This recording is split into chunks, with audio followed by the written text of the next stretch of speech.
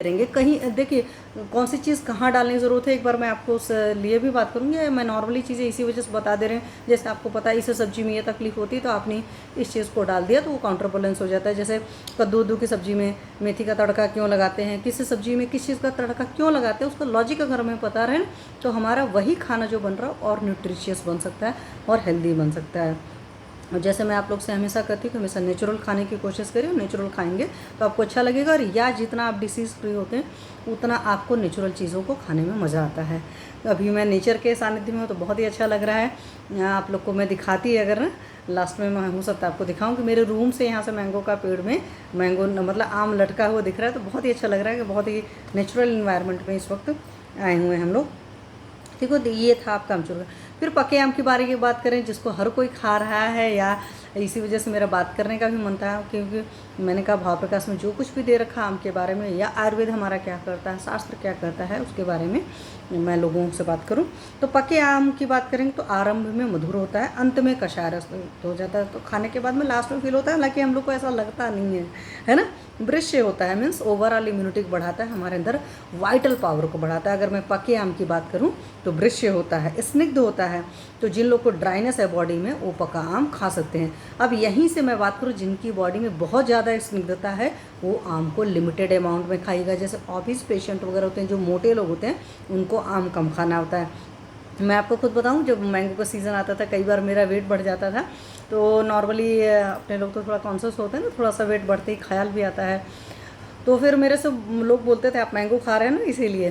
तो क्यों वेट बढ़ रहा है? क्योंकि स्निग्ध है तो बढ़ाएगा।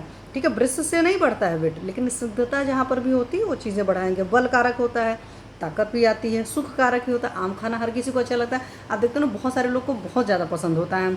मतलब जैसे मैंने कहा ना, मेरे घर में छोटा बच्चा है, उनको पसंद है, मेरी मदर इन लॉ उनको पसंद है। मतलब कुछ लोग ऐसे होते हैं कि उनको मतलब सुबह दोपहर शाम और रात मिल जाए तो भी खाते हैं। मेरे बड़े पापा हैं, उनको आम बहुत ज़्यादा पसंद है। मतलब वो मैंगो के सीज़न में डेली निकाल करके उसका जूस के साथ खाते हैं। तो मैं इसीलिए बात कर रही हूँ कि हर इंसान को पता है कि आम की में कहाँ कहाँ क्या क्या क्वालिटीज़ हैं। गुरु होता है, भारी होता है। तो यहीं से याद रखते हैं, जिनकी पाचन क्षमता कमज़ोर है, बहुत लो डाइजेस्टिव फायर है, वो लोग आम को थोड़ा खाएंगे या अवॉइड करेंगे। ठीक है, तो मन बहुत करता है, तो जिन लोग की जठराग्नि बहुत मंद है उन लोग आम को थोड़ा सा खाइए। वात का शमन करता है, क्योंकि गुरु गुण का है तो वात का शमन करेगा। हृदय होता है, हार्ट को अच्छा लगता है, और हमारे हृदय महाकषाय में चरक जी ने डाला हुआ है। ठीक है, हालांकि वहाँ पर अम्ल रस वाले बहुत सारे द्रव्य हैं, तो वहाँ पर हमारे आम को भी डाला हुआ है। वर्ण होता है, आपका कलर निखर जाता है। तो जब आप मैंगो खाते हैं तो आपका कलर भी मतलब डिस्कलर नहीं हो जाएगा, आपका कलर ख़राब नहीं हो जाता। शीतल होता है, एक शीतलता प्रोवाइड करता है। पित्तल होता है, थोड़ा सा पित्त को बढ़ाता है। इसीलिए जिन लोग को पित्त की तकलीफ हो वो आम का थोड़ा सा कम खाएं, इस बात का ख्याल रखें। जठराग्नि का वर्धन करता है, कफ का वर्धन करता है, शुक्र का वर्धन करता है।